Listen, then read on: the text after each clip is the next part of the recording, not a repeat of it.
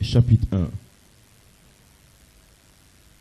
À partir du verset 2, Moïse, mon serviteur, est mort. Maintenant, lève-toi, passe ce Jourdain, toi et tout ce peuple, pour entrer dans le pays que je donne aux enfants d'Israël. Tout lieu que foulera la plante de votre pied, je vous le donne, comme je l'ai dit à Moïse. Amen. Au verset 5, nul ne tiendra devant toi tant que tu vivras. Je serai avec toi comme j'ai été avec Malachikat. Je ne te délaisserai point, je ne t'abandonnerai point. Fortifie-toi, prends courage, car c'est toi qui mettras le peuple en possession du jeune corps de 21 ans. Que j'ai juré à le père Malachikat qui redeviendront jeunes. Asseyez-vous un instant. Que Dieu vous bénisse richement. Amen. Vous croyez la Bible au temps présent? Amen. Il a juré à votre père William Branham, votre père spirituel, amen, qui vous donnera un jeune corps de 21 ans, qu'il aura une épouse adoptée, sans tache ni ride. Amen. Et le monde entier ne sait pas ce qui se passe, mais vous le savez. Amen. Que le nom du Seigneur soit béni. Ainsi, juste un commentaire nous préparant pour la convention. Et je vais placer ça directement en vous. Amen. Afin que vous puissiez saisir comment Dieu est en train d'être œuvré de manière secrète dans votre cœur. Comment Dieu est en train de préparer des hommes et des femmes secrètement. Amen. Numéro 1, vous devez comprendre ce que Dieu a fait pour vous et ce que Dieu a fait de vous. Amen. C'est ce que le Saint-Esprit m'a enseigné dans mon bureau. Il dit, explique-leur ce que Dieu a fait pour eux et ce que Dieu a fait d'eux. Amen. Si vous ne savez pas ce que Dieu a fait pour vous et ce que Dieu a fait de vous, tous les jours de votre vie, vous serez malheureux. Vous allez comparer votre vie. Vous allez comparer vos actions, ce que vous possédez, ce que vous n'avez pas. Vous allez le mesurer par rapport à vos frères, vos amis, la situation sociale de ce pays, la situation financière, matérielle. Et vous n'allez pas bénéficier des valeurs spirituelles et glorieuses que Dieu a fait pour vous et que Dieu a mis en vous. Pourquoi? Parce que tout votre espoir et toute votre espérance sera basé sur ce que vous voyez, ce que vous touchez, ce que vous goûtez et sur les 5 sens de votre chair. Vous dites Amen. Mais nous bénissons le nom du Seigneur. En réalité, Dieu, pour nous, il a fait quelque chose de spécial. Qu'est-ce qu'il a fait, frère? Dieu est entré dans des douleurs de l'enfantement. Il n'était pas obligé de le faire. Il est souverain. Il pouvait crier tout ce qu'il voulait. Mais dans les douleurs de l'enfantement, Dieu, pour nous, il a pris une partie de lui. Il a fait une représentation, pas prédestination. Il vous a préparé une gloire avant que vous ne veniez sur la terre. Vous n'avez pas payé de l'argent, mais Dieu a décidé de créer un être semblable à lui. Et qu'il a appelé toi. Il a fait ton esprit de manière à ce que tu sois une partie éternelle de sa vie. Et ça, tu n'as pas donné de l'or. Tu n'as pas donné d'argent. Tu n'as pas prié. Tu n'as pas médité. Tu n'as pas jeûné. Tu n'as pas prédestination. Est-ce que vous comprenez ce que je dis? Il n'est pas descendu sur la terre pour te donner une voiture, une maison ou de l'argent. Dieu lui-même, donc son amour en lui-même, est entré en lui et il a détaché une partie de lui pour te créer. Dites Amen. Il n'a pas demandé conseil à ton père ni à ta mère.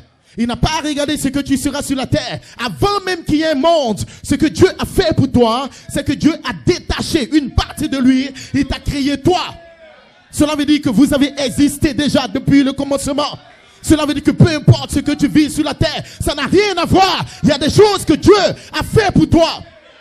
Que tu aies l'argent, que tu n'aies pas de l'argent, que tu souffres, que tu ne souffres pas. Dieu s'en fout de cela.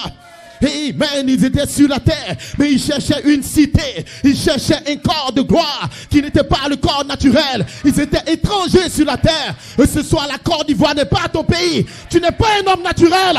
Vous êtes étrangers dans ce monde. Asseyez-vous un instant. Vous devez voir la révélation de ce que Dieu a fait pour toi. Dans le ciel, avant de venir sur la terre. Si tu ne sais pas cela toute ta vie. Non, Dieu m'a pardonné, Dieu m'a pas fait, Dieu m'a pas fait. Mais de quoi est-ce que tu parles? Glorifie mon Dieu la gloire que j'avais. Qu'est-ce qu'il a fait? Votre gloire, votre théophanie. Ce qui fait de toi un Dieu. Pas pour régner pendant 1000 ans, pour régner pour l'éternité. Ce qu'il a fait pour toi, il n'a pas fait pour Lucifer. Il n'a pas fait pour des anges. Il n'a pas fait pour des hommes. Il a fait une œuvre éternelle. Il a fait un travail spécial pour ta vie. C'est pour cela que tu dois vivre sur la terre comme un fou. Si tu comprends ce que Dieu a fait pour toi, tu dois l'adorer tous les jours de ta vie. Tu dois être l'homme le plus heureux. Ami ou pas ami, parent ou pas parent, que les frères veulent pas adorer ou pas. Tu ne comprends pas cela, mais tu sais ce qu'il a fait pour toi et ce qu'il a fait de toi. Dites amen. On n'a pas besoin de donner de l'or et l'argent. Moi, l'Éternel, je l'ai aimé.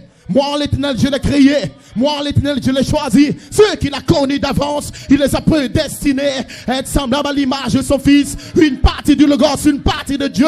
Il a créé votre être, votre image, votre origine. Il n'y a aucun démon, il n'y a aucun péché, il n'y a aucune erreur, il n'y a aucune maladie qui va enlever ce que Dieu a fait pour toi. Il a déjà fait et c'est terminé. Il a déjà fait.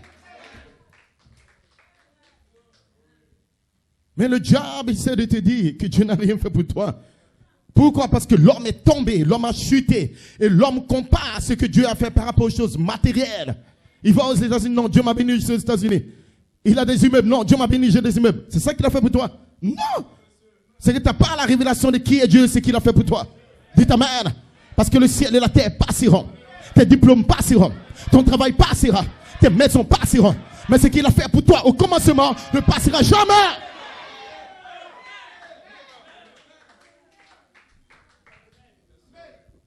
Ce que Dieu a fait pour nous, il n'a pas fait pour des présidents de la République. Il n'a pas fait pour des ministres. Vous pensez que la véritable vie, c'est ce que nous vivons maintenant? Non! Là, tu es dans un rêve. Bientôt, notre véritable vie commence. Tu es étranger. C'est comme si tu vas au Burkina pendant 2 jours et puis tu reviens. Tu te promènes en Côte d'Ivoire, c'est un voyage. Mais tu dois retourner maintenant chez toi pour vivre chez toi. Et quand tu vas en France, ce n'est pas chez toi. Tu vas pour 1 an, mais tu reviens en Côte d'Ivoire. La Côte d'Ivoire, c'est chez toi. Dites amen. Et vous êtes venus sur la terre comme des étrangers, mais ce n'est pas encore chez toi. Tu n'es pas encore retourné à la maison. Chez moi, il y a la joie. Chez moi, il y a la vie. Chez moi, il y a le règne. Chez moi, il n'y a pas de maladie. Il n'y a pas de mort. Chez moi, les vieux deviennent jeunes. Chez moi, nous sommes dans l'immortalité. Chez moi, il y a la joie, il y a la paix. Il y a des cris de joie. Il n'y a pas de tristesse. Chez moi, il n'y a pas de maladie. Vous allez retourner. Parce que vous venez de Dieu, vous retournez à Dieu. La terre n'est pas ton territoire. Mais tu vas revenir comme roi. Ce que Dieu a fait pour toi. Asseyez-vous un instant. Ce que Dieu a fait pour toi doit t'influencer dans ta vie naturelle. Ce que Dieu a fait pour toi doit t'influencer dans tes actions, dans tes mouvements. Ce que Dieu a fait pour toi doit faire disparaître toutes les choses matérielles que tu as, que tu n'as pas. Ce que Dieu a fait pour toi doit te faire pardonner même les hommes. Ce que Dieu a fait pour toi doit te faire lire la Bible et méditer, prier, te consacrer. Ce que Dieu a fait pour toi. Paul a dit, quand j'ai vu la gloire de ce que Dieu m'a réservé, frère, j'ai regardé toutes choses comme la boue, la saleté, comme des microbes, comme la souillure. Parce que qui me séparera de la gloire de ma théophanie, frère? Sachant que peu importe le temps, le moment, le temps va s'arrêter. Mais vous n'allez pas vous arrêter, frère. Parce qu'il y a un germe éternel en vous. Comment je peux être triste? Comment je peux être malheureux? Comment je peux penser que je n'ai rien? Pourquoi comparer la gloire éternelle aux choses matérielles, bêtes, folles qui vont rester sur la terre? Dites amen. Je ne peux pas le comparer, frère. Ce que Dieu a fait pour nous est plus grand que tout l'or du monde. Alléluia. Si Dieu peut descendre, ouvrir tes yeux spirituels. Si Dieu peut descendre, commencer à te révéler la gloire qui attend les fils de Dieu.